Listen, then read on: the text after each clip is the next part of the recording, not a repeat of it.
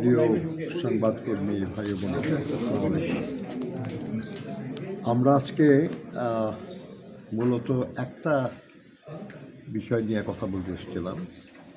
বিষয়টা ছোট কিন্তু খুব গুরুত্বপূর্ণ। সেটা হলো যে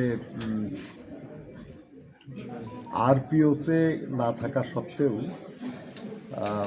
মনোনয়নপত্র যেটা জমা দিতে হয়, সেই মনোনয়নপত্রটা তার প্রত্যেকটা কলাম এটা পূরণ করতে হয়।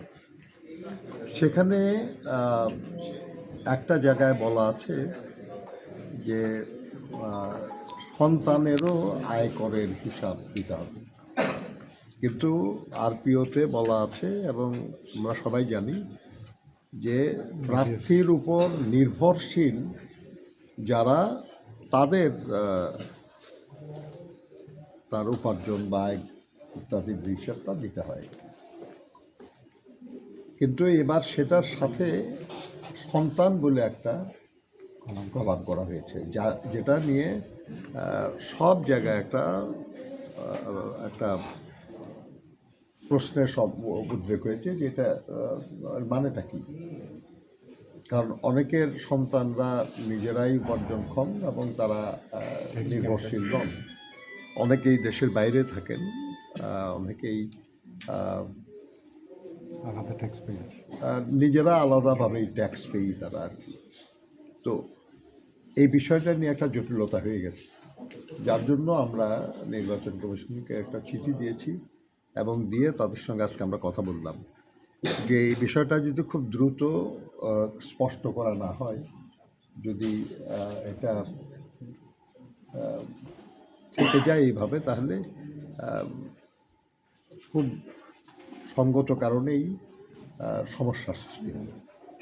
তো প্রধান নির্বাচন কমিশনার মহোদয় এবং তার সঙ্গে যারা ছিলেন, মানে নির্বাচন কমিশনার ছিলেন এবং সিনিয়র সচিব মহোদয় ছিলেন, তারা সবাই একমত আর কি যে আসলে তারা এটা মিন করেন নাই।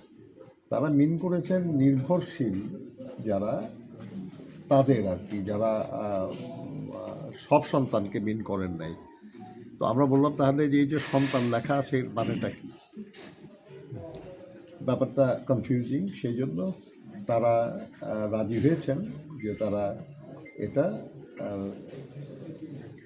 ব্যাখ্যা দেবেন এবং এটা সবাইকে জানিয়ে দেবেন যে এই সন্তান শব্দটার অর্থ হলো নির্ভরশীল সন্তান। তো সেটা হলে আমরা মনে করি যে সমস্যা দূর হয়ে যায় আর কি।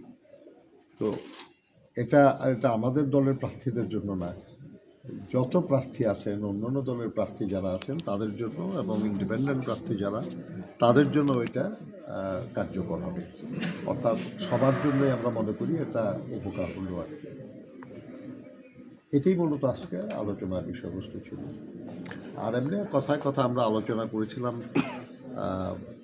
সোশ্যাল মিডিয়ায় এআইয়ের ব্যবহারের মানে সমস্যাটা নিয়ে, যে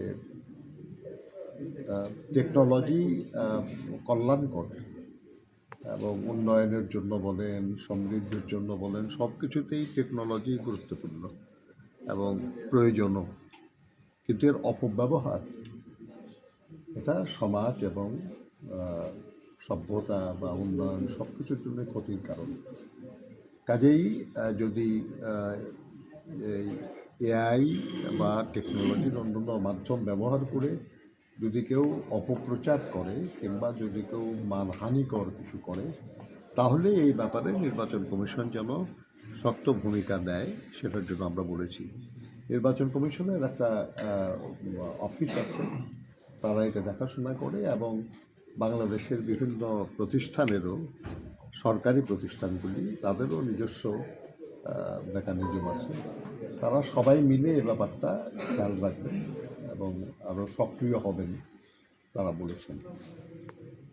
আমরা তাদেরকে এটাও অনুরোধ করেছি যে এটা বন্ধ করার যে প্রক্রিয়া, সেই প্রক্রিয়াটা একটু সময় সাপেক্ষ, কিন্তু আপনারা যদি খুব দ্রুত ফ্যাক্ট চেক করে যদি এটাকে ফেক চিহ্নিত করেন, তাহলে আপনার এই নিয়ে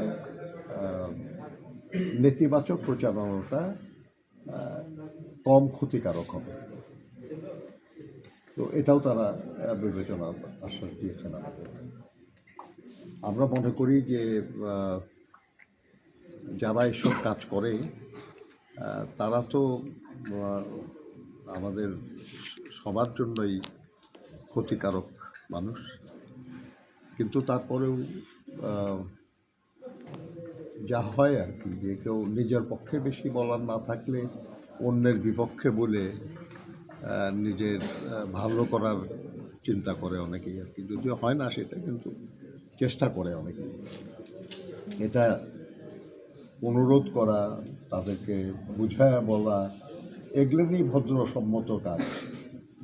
কিন্তু শুধু ভদ্রসম্মত কাজে তো হয় না, সেই জন্য যাতে তাদের বিরুদ্ধে আইনানুগ ব্যবস্থা নেওয়া হয় সে অনুরোধটা আমরা করি।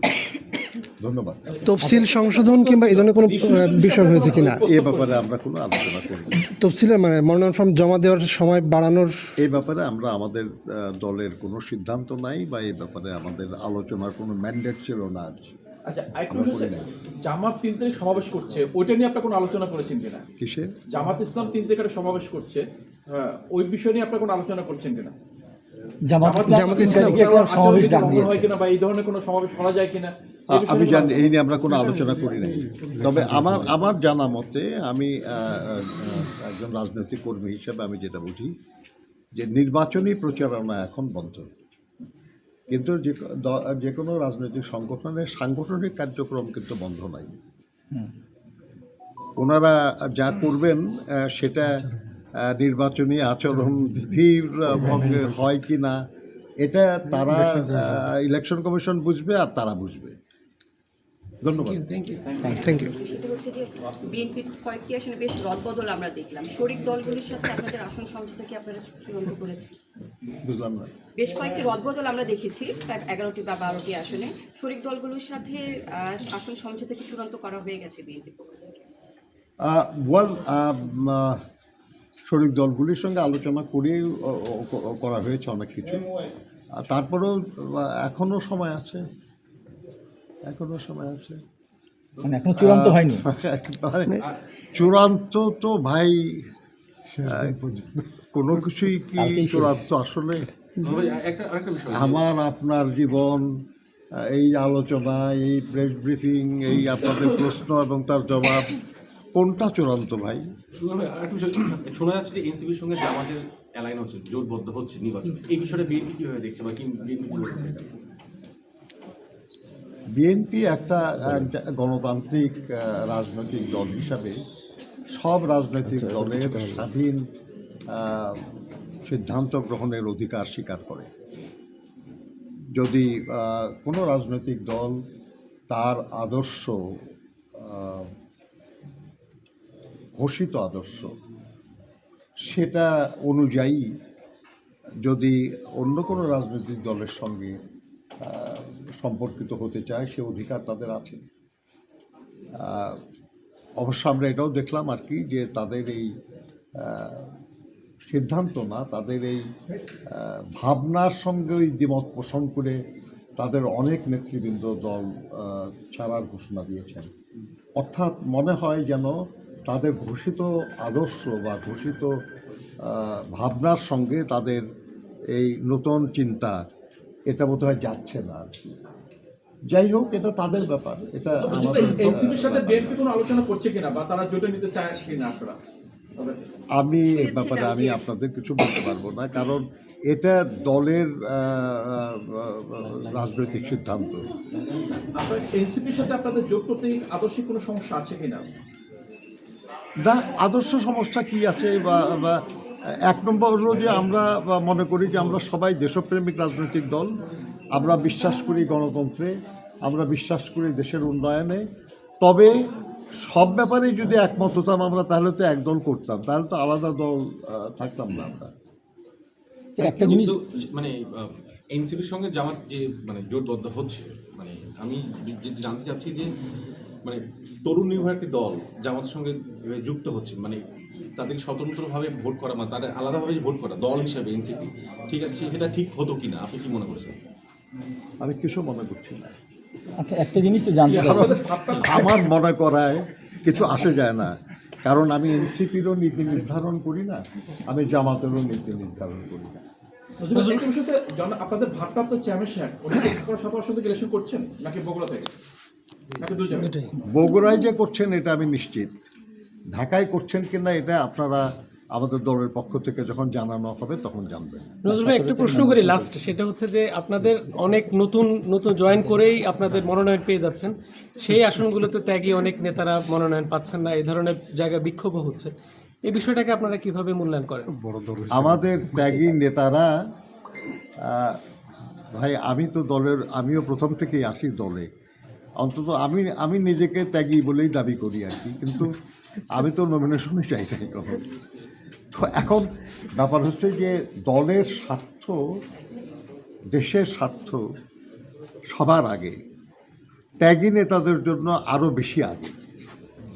যদি এমন কাউকে মনোনয়ন দিয়ে দলের এবং দেশের স্বার্থ অধিক রক্ষিত হয়, তাহলে সবচেয়ে ত্যাগী নেতারাই সবার আগে সেটাকে স্বাগত জানায়। Thank you. স্যার